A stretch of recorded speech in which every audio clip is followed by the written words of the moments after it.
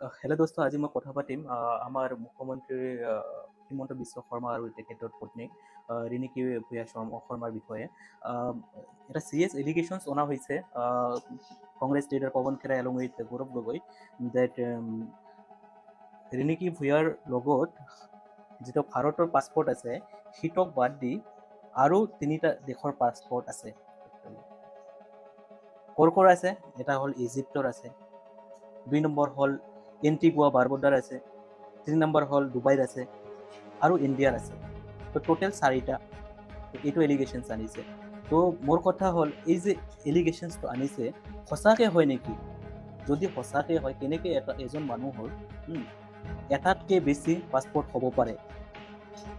This is against the law. যদি হ'ব হৈছে this is against the law, কেনেকৈ হ'ল? তো তদন্তলৈ আহিব লাগে কথাটো। আৰু এটা কথা হ'ল যে এই যে কি কৰিছে, আৰু এটা এলিগেশ্যনছ আনিছে যে ৰিণিকী ভূঞা শৰ্মাৰ নামত কিহত আপোনাৰ আমেৰিকাৰ ৱাশ্বিংটন ডিচিত এটা কোম্পানী আছে য'ত 53 crores কি কৰিছে, এল'কেশ্যন কৰিছে, বাজেটত মানে কি কৰিছে, এল'কেট কৰিছে, ধাৰ্য কৰিছে। তাত নাম আছে কাৰ ৰিণিকী ভূঞা শৰ্মা, তাৰপিছত তেখেতৰ ল'ৰাটোৰ নাম আছে, আৰু Himanta chief minister of Assam হিমন্তৰ নাম আছে, হিমন্ত বিশ্ব শৰ্মা দেৱৰ। তো এইবিলাক হ'ল এলিগেশ্যনছ। তো এইবিলাক ইমান চিৰিয়াছ এলিগেশ্যনছ কেনেকৈ আনিলে কংগ্ৰেছ লিডাৰে? ইয়াত কিবা প্ৰকৃত সত্য আছে নেকি? আৰু যদি সত্য নাই তেনেহ'লে ইমান নিডৰ হৈ কেনেকৈ প্ৰেছ কনফাৰেঞ্চ কৰি, মিডিয়া প্ৰেছ কনফাৰেঞ্চ কৰি কেনেকৈ দেখুৱাল বস্তুখিনি? এইটো ভাবিবলগীয়া বস্তু, চিন্তা কৰিবলগীয়া বস্তু হয় এই কথাটো। তো মই ভাবি আছোঁ যে এইবিলাক বস্তু যদি হৈছে, এটা কৰাপশ্যন লেভেলৰো এটা লেভেল থাকে ন। তো যদি এই যে 53 crores যদি কি কৰিছে, বাজেটত এল'কেশ্যন কৰিছে, ধাৰ্য কৰিছে, দেন এই পইচাবিলাক ক'ৰ পৰা আহিছে? আৰু ইমান টকা ইনভেষ্ট যে কৰিছে আগলৈ কোম্পানীত, ক'ৰ পৰা পইচা পাইছে? ইমান টকা ক'ৰ পৰা আহিল আমাৰ মুখ্যমন্ত্ৰী ডাঙৰীয়াৰ পত্নীৰ ওচৰত? এইটো এটা বহুত ডাঙৰ কথা হ'ল নহয়। আপোনালোকে কি ভাবে এইটো বিষয়ত কমেণ্টত জনাব। আৰু এতিয়া গৌৰৱ গগৈ কৈ আছে যে তেখেতৰ 3টা পাছপৰ্ট ইণ্ডিয়াটো বাদ দি, তো ইলেকশ্যনৰ পিছত মই কিবা আলবাল কৈ আছে, এইবিলাকো মই ইমান গুৰুত্ব নিদিওঁ। কৈ আছে যে পলাবলৈ ৰেডি হৈ আছে। এইবিলাক মই নিজৰ তৰফৰ পৰা নাই কোৱা। এইবিলাক তোমাৰ যিবিলাক নিউজত আহিছে, চ'ৰ্চ হ'ল, মোৰ এই ইনফৰ্মেশ্যনৰ চ'ৰ্চ হ'ল নিউজত যিবিলাক আহিছে, মই চাই সেইবিলাকে কৈ আছোঁ।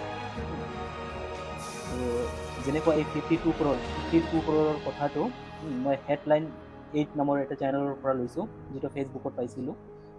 আৰু বাকী যেনেকুৱা কি আছে মই চাই গৈ আছোঁ। যেনেকুৱা ক্ৰছ কাৰেণ্ট বুলি অসমৰ এটা নিউজ চেনেল আছে, ছ'চিয়েল মিডিয়াত নিউজ কি কৰে, তাতে দিয়া আছে যে কোন কোন দেশৰ পাছপৰ্ট আছে, তাৰ পৰা কৈছোঁ। আৰু প্ৰতিদিন টাইমৰ পৰা লৈছোঁ। প্ৰতিদিন টাইমত আমাৰ গৌৰৱ গগৈ ডাঙৰীয়া তেখেতে কি কৈছে সেই বিষয়ে মই ক'ব বিচাৰিছোঁ দুই এষাৰ। যে মুখ্যমন্ত্ৰীৰ পত্নীৰ হাতত 3খন বেলেগ বেলেগ ৰাষ্ট্ৰৰ পাছপৰ্ট আছে, ইজিপ্ত, ডুবাই আৰু এণ্টিগুৱাৰ পাছপৰ্ট আছে। মুখ্যমন্ত্ৰীৰ পত্নীৰ হাতত দেশৰ আইন মতে 2খন দেশৰ পাছপৰ্ট থাকিব নোৱাৰে।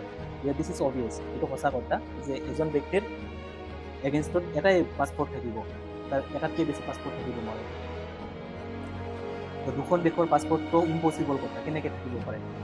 তাৰপিছত আকৌ সুধিছে, গৌৰৱ গগৈয়ে কৈছে যে মই সুধিব বিচাৰিছোঁ তেওঁৰ পত্নীৰ হাতত 3খন অন্য দেশৰ পাছপৰ্ট থকাটো সঁচা নে মিছা?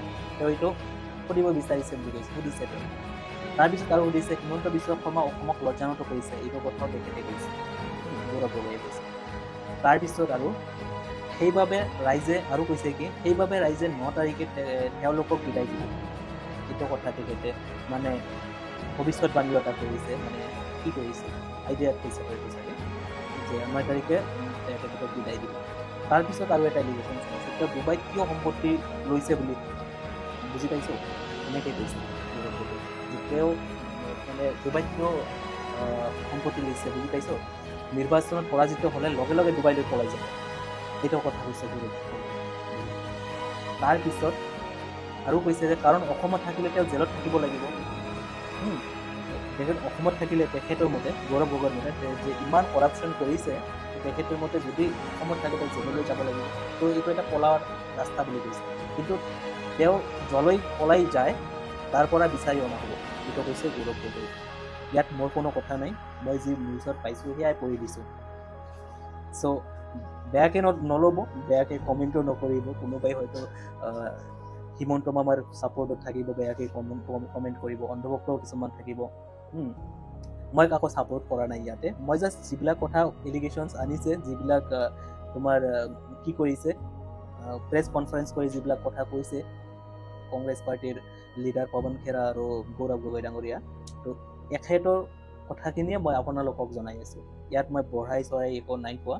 চ' আপোনালোকে নিজে চিন্তা কৰক, নিউজবিলাক যে আহি আছে, যদি মোৰ কথা হ'ল এইটো কথা যে যদি ইয়াত সত্যতা নাই বা এইটো সঁচা নহয়, তেতিয়াহ'লে আমাৰ চেণ্টাৰতো বিজেপি গভমেণ্ট, যাৰ তাৰপিছত অমিত শ্বাহ মোদীৰ লগত অসমৰ মুখ্যমন্ত্ৰী বহুত ভাল সম্পৰ্ক, আৰু আমাৰ অসমৰ মুখ্যমন্ত্ৰী হ'ল হিমন্ত বিশ্ব শৰ্মাদেৱ। তো তেখেতে যদি ইয়াতে সত্যতা নাই, FIR লঞ্চ কৰক, এৰেষ্ট কৰক তেখেতক, গৌৰৱ গগৈক এৰেষ্ট কৰক, তাৰপিছত পৱন খেৰাক এৰেষ্ট কৰক, এইটোক জেলত দি দিয়ক মিছা প্ৰচাৰ কৰাৰ কাৰণে। আৰু যদি এইটো নকৰে আমি কি বুলি ভাবিম? চাওক, এলিগেশ্যনছটো আনিছে, তেতিয়াহ'লে আমি কি বুলি ভাবিম?